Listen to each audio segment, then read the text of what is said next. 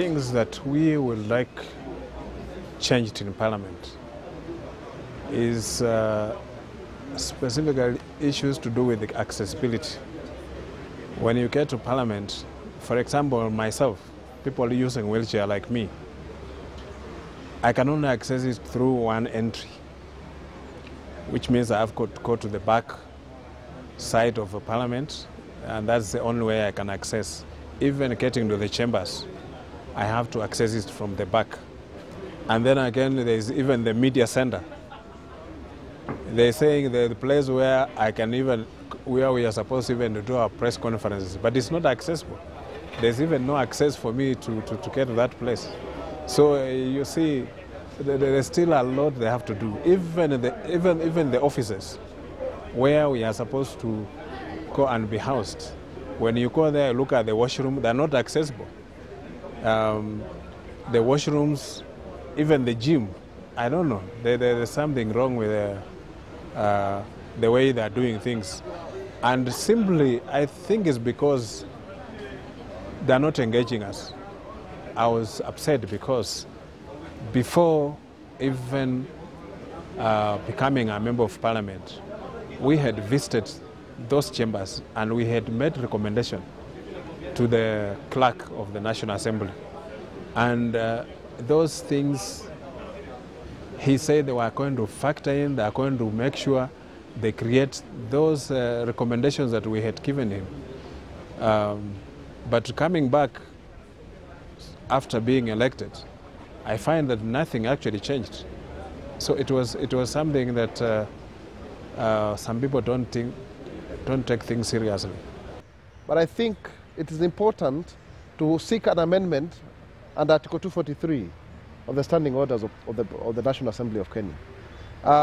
But it's also very interesting because when I raised the issues and I told members that I feel humiliated every time I'm told to remove my hat, which forms part of my trademark and my identity, people walked up to me. Some of them told me, "Oh, I have a hearing problem.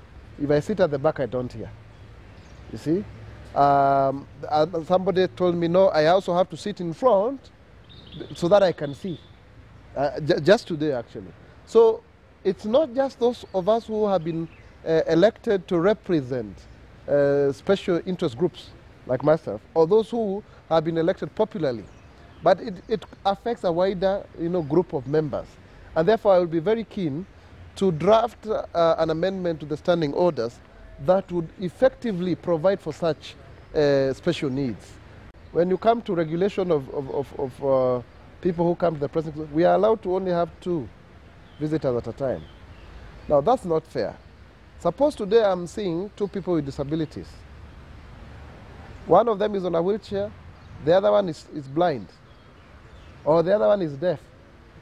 If you're on a wheelchair, you require somebody to push you. So that's already 2. If you are on when you're visually impaired, you need somebody to guide you. That's already 2. But you remember that's 2 in 1, yeah? And then when you are deaf, you require a sign language interpreter. That's already 2. So those numbers have issues. Sometimes we want to see a group of people. We do not want to see, while we want to maintain the privacy of Parliament, but I think it should not be seen as restrictive as to disadvantage members who may want to come to see us. We are not new to members with special needs. We have handled members with disabilities, physical disabilities in the past. We have also handled members. One member was blind for a full term of Parliament. We have also handled several others. Therefore, it is not the first time that Parliament is managing people with disabilities and special needs. But as you are aware, the extent to which a member with special needs requires support and services is different from each other. And therefore, in most cases, we depend on what that particular member really requires, which we always provide. It may take a little time, depending on the extent to which we need to plan for. The chambers, we have a ramp, which is placed to enable them to access the chambers from the rear side. The entrance on facing Uru Highway, that is one that is used by those in wheelchairs to access the chambers. And then while inside the chambers, we have tried to position them very, very